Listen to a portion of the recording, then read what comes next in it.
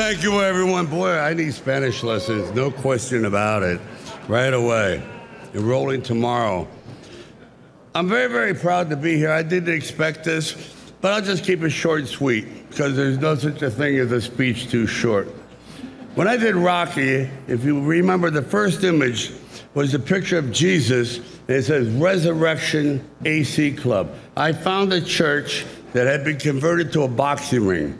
So the image pans down from Jesus onto Rocky being hit. And at that moment, he was a chosen person, and that's how I began the journey. Something was going to happen. This man was going to go through a metamorphosis and change lives, just like President Trump.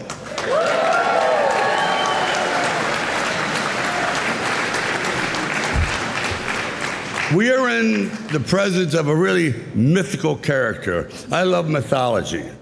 And this individual does not exist on this planet. Nobody in the world could have pulled off what he pulled off, so I'm in awe. And I'll just say this, and I mean it. When George Washington defended his country, he had no idea that he was going to change the world. Because without him, you can imagine what the world would look like. Guess what? We got the second George Washington. Congratulations!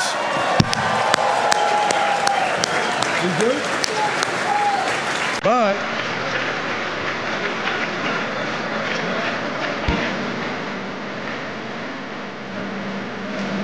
coming in.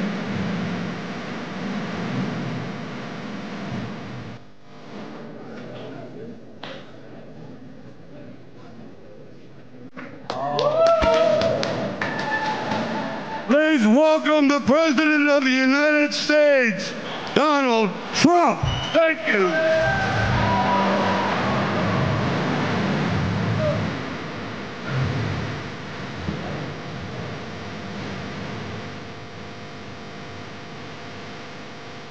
Well, thank you, Sly. You know, Sly does not do that. He doesn't do that stuff. And he did a beautiful job, and I want to thank you and John Voight for being here. John, the great fight movies, I think Sly has a lot of them, and John has The Champ. What a movie that was, right? But I want to thank everybody for being here. You know, when Mrs. Post and E.F. Hutton, her husband at the time, when they built Mar-a-Lago many years ago, the Roaring 20s, it was the Roaring 20s, and we're hotter right now than they ever were in the Roaring 20s, I believe, and we're going to be a lot hotter, but we're going to keep it going. We're not going to have 1929 happen. Although, if it would have continued the way it was, it might not have been too good. But when they built it, nobody knew what was going on. Nobody knew opulence. Nobody knew real luxury. Nobody knew poverty. They didn't know anything. And they learned a hard lesson. In 1929, they learned a very, very hard lesson. And we're going to turn our country around. We're going to make it so great, so strong, so powerful. We're going to bring it all back. I want to thank some people that have been so instrumental in doing such a great job in terms of not only policy, but people, and people love them. Brooke Rollins, who put this on with Linda McMahon. Linda has been a great friend of mine for a long time, right, Linda? I want to thank you very much. And the America First Policy Institute, what a job they've done. But I said, you know, the policy is much more important if we do it for 8 years than it is if we do it for 4 years. So I said, let's do this. Don't worry about your policy. Let's get out and let's win the election. But nobody knew we were going to win it the way we wanted. That was a big one. So that was really great.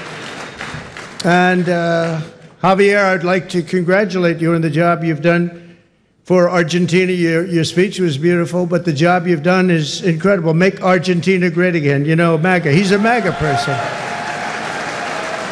And you know, he's doing that. He's actually doing that. Just happens to work with EA. That one we don't have to worry about. It doesn't work so well with other countries, but you know what? I think your numbers are working also. You've done a fantastic job in a very short period of time. It's an honor to have you here. That's really great. Thank you. Also, Speaker Mike Johnson, wherever you may be, Mike, in this very big and crowded room. Thank you, Mike. I went yesterday, just in case, I said, look, I want to tell you, I'm behind this man 100%, and he got 100% of the vote from Republicans. Are you sure? You sure, huh? No, he's doing a great job. Nothing easy. We actually had one little period, about 4 weeks, where we had a majority of 1. That was not pretty, right? And you handled it beautifully. He just kept that stiff upper lip, but he's doing a really good job. And that was a great vote you got yesterday. Totally unanimous vote. Congratulations, Mike. That's beautiful. Members of Congress, all of whom voted for Mike, and they've been my friends. It's just a small group, but we have a lot of them outside, and we have a lot of them coming over the weekend. Byron Donalds, the star. Where's Byron? Byron, what a star. What a star. Thank you, Byron. Ronnie Jackson, Doc Ronnie, he's been a lot of things. He was my doctor. He was a great admiral, highly respected admiral, great doctor at the White House, and now he's a very popular congressman. He won by 48 points. That's pretty good. Of course, it was a very, very Trumpy district, but he won by 48 points. But when he was a doctor, they asked him the question, the fake news, which is here. Look, wow, that's a lot. That's a lot. We invited him, and they said, can we come in? I said, we have nothing to hide as Republicans, right? We have nothing to hide. But they asked Ronnie, they asked the doctor, he was up in the podium, who's the healthiest? Because he was the doctor for Barack Hussein Obama, Donald Trump, and he was the doctor for Bush also. They said, who's the healthiest of them all? He said, without question, it's Donald Trump. And I said, I like that guy. I said, I like that guy. And he's doing great. Jason Smith is here, a great, great congressman. Wesley Hunt, wow. And Mike Waltz, who's going to be doing a little other work for us in the very near future. We just nominated him, and he's going to be doing a great job in the administration. And I promised Mike that I wouldn't be taking too many more before we start counting the votes, okay? He said, please, could you slow down a little bit? I just like the people in Congress, Mike. I'm sorry. But no, don't worry about it, Mike. Just relax. Just relax. We have a man who has a seriously high IQ. I'm a person that believes in high IQs, and his is about as high as they get. He launched a rocket 3 weeks ago, and then he went to Pennsylvania to campaign because he considered this more important than launching rockets that cost billions of dollars. Elon Musk. Elon.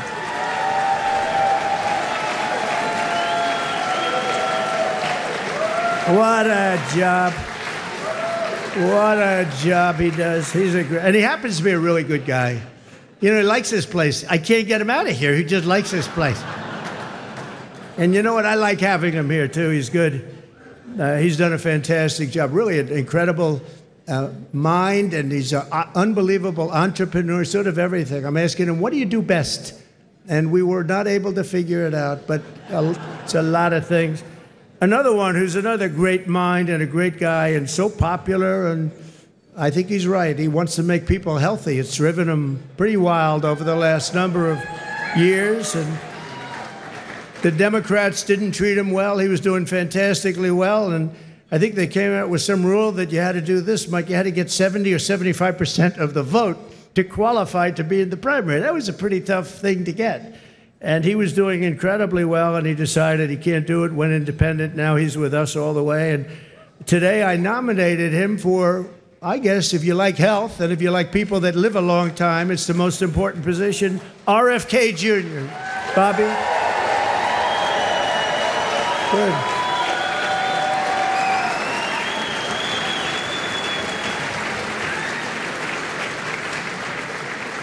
And I just looked at the news reports. People like you, Bobby. Don't get too popular, Bobby. Oh. You've reached about the level. Now, we want you to come up with things and ideas and what you've been talking about for a long time, and I think you're going to do some unbelievable thing. Nobody's going to be able to do it like you, and boy, does he feel it in his heart. So congratulations also to your family. And a woman who was a Democrat and was an independent, she went independent, and last week she said, I want to be a Republican because this is what I stand for. And I've always admired her, and I've admired her because she was loaded up with common sense. And it's all about common sense. I mean, we're conservative in this room, but we can understand the other side. But what we really are is people with common sense. And I think that's why we won with the numbers that we won by. Tulsi Gabbard. Thank you, Tulsi. Great comments there. And you have Vivek Ramaswamy. It's taken people a long time, and now that name is emblazoned into their brain. But Vivek, wherever you may be, where are you, Vivek? Thank you, Vivek. Good. He's working with Elon on efficiency. They're working on efficiency, among other things, and they're going to be saving a lot of money and making our country stronger and better. And they'll be coming out with individual reports, but a big one toward the end. And you put those two together, it's going to be really great. So we look forward to seeing it, working with Elon, and that'll be a great experience. You're going to learn something from Elon, I think, right? It's going to be great. Thank you very much, Vivek. And great job. What you've done is fantastic. And somebody that I've admired for a long time, but I've really gotten to know him in my political life, but especially, I think, over the last year, more than maybe ever before, maybe more than even the first 4 years, because we had a tremendous success through my first term, and then bad things happened, and we had to wait. I couldn't wait. I was saying, they're not going to do it. They're not going to help us. They're not going to save this country. And it really dawned on me about 10 days out. I said, wait a minute, with 10 days, I waited 4 years, 3 years, 2 years. All of a sudden, it's 10 days, and then every day seemed so long. But I knew by the crowds we were getting it was going to be really something. And Newt Gingrich got up, and he said, this is a very special thing that's happening, because nobody has ever had crowds, and they just wanted hope. They wanted something. They just didn't want what they had. And nobody expressed it more beautifully than Newt Gingrich. And thank you, Newt, very much. It was really beautiful. And Callista, thank you very much. Thank you, Callista. But the American people have just delivered really something very, very amazing. The biggest political victory in 129 years. Can you believe that, Newt? 120. They said the most consequential election. I love that word. It's a beautiful word. Most consequential election in the last 129 years. Wow, that's something. So we swept all swing states. We won the popular vote. Oh, I love that. You know, in the last one, in my first term, they said he won the election, but they always followed by he didn't win the popular vote. That's what they say. I don't even know, is it true or not? Who knows? But they would say he didn't win the popular vote, and we won the popular vote by records now. So nobody can say that anymore about us. Nobody can say that, because we won the popular vote. And I didn't win it. The people won it. The great people of our country won the popular vote, and that's what they wanted. And this was something really special.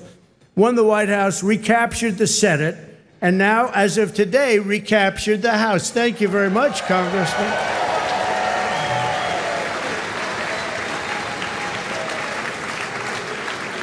And on track, looks like we have it, the largest margin in the national vote in presidential year since 1928. That's a long time ago. Well, that's interesting. That's when this house was built, 1928. It took a lot of years, but that was when it was completed.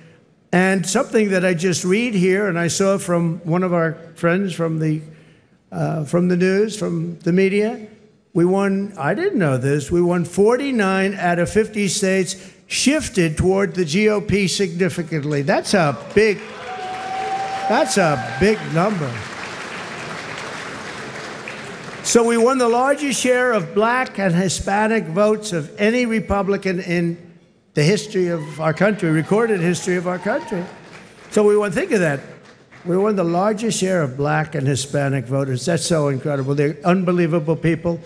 We respect them. We admire them. They've been through a lot.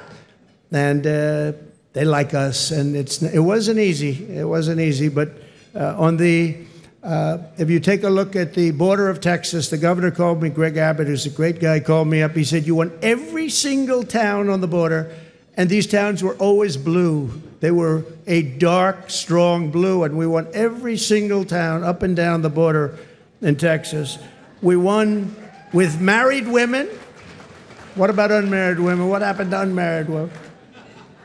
We won with married women. We won half of all ages. Think of that. More than 50% of the 18 to 29-year-olds, the highest in many decades, the highest number.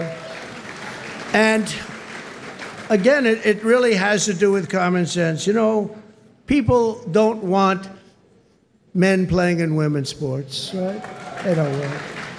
They don't want it. You know, I said that during the last few weeks, I was very heavy on the common sense things, like they want a border. They want people to come into our country. They do. They don't want to have exclusion, but they want to come in legally through a system. They don't want them coming in through prisons and through where you dump a prison from countries all over the world, dumping prisons into our country. The prisoners dumped into our country by the millions. They don't want that.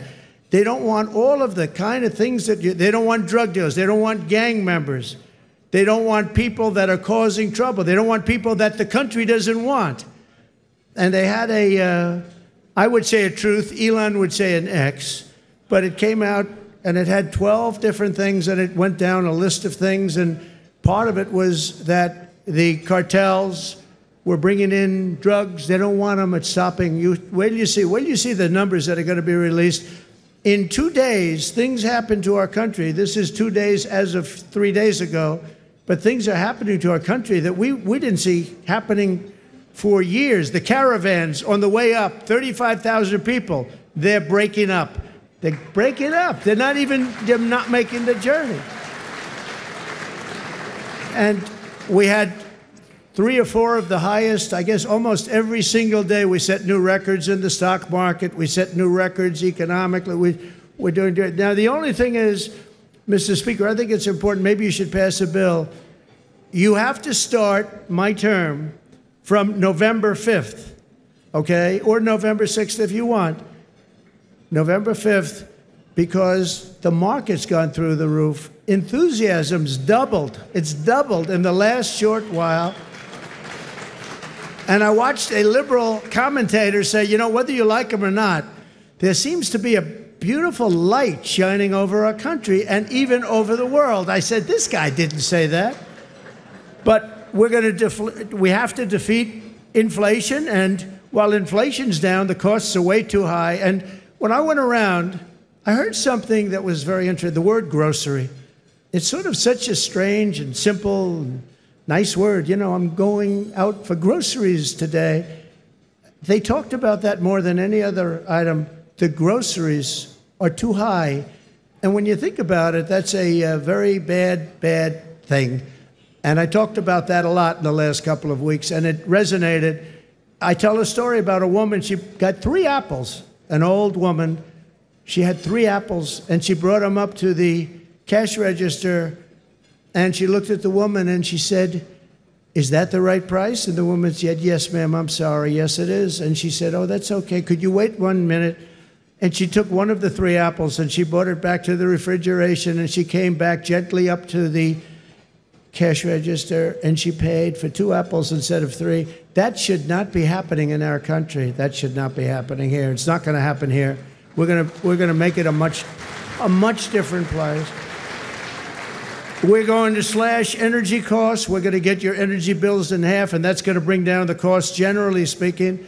And we're going to have a whole new. We have a big announcement, and I won't tell you the name of his, the exact name. I think he's an incredible person. He's got an unbelievably wonderful wife named Catherine. So I won't tell you his name. Might be something like Burgum. He's from North Dakota. He's going to be announced tomorrow for a very big position. So everybody's waiting. There he is. Hi, Doug. He's going to be announced tomorrow, and we have somebody else that's probably coming up with him to be announced, who's a big one. And we're going to do things with energy and with land, interior, that is going to be incredible. And so I look forward to doing the formal announcement, although this is a pretty big announcement right now. Actually, he's going to head the Department of Interior, and he's going to be fantastic. All right? Good, Doug. Congratulations, Catherine. But we'll make the formal announcement tomorrow. All right? We're going to reduce regulation, waste, fraud, and inefficiency, and these 2 guys are going to find a lot of it. We're going to clean out the corrupt, broken, and failing bureaucracies, and that's what we're going to be doing. And we're going to stop child sexual mutilation. We're going to stop it because it's time. It's time. It's time, and it's not right what's going on.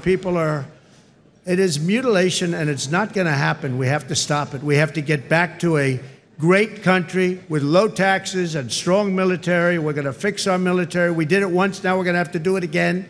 We didn't know a big chunk of it was going to be given to Afghanistan. We're going to work on Middle East, and we're going to work very hard on Russia and Ukraine. It's got to stop. Russia and Ukraine's got to stop. Thousands and thousands. I saw a report today.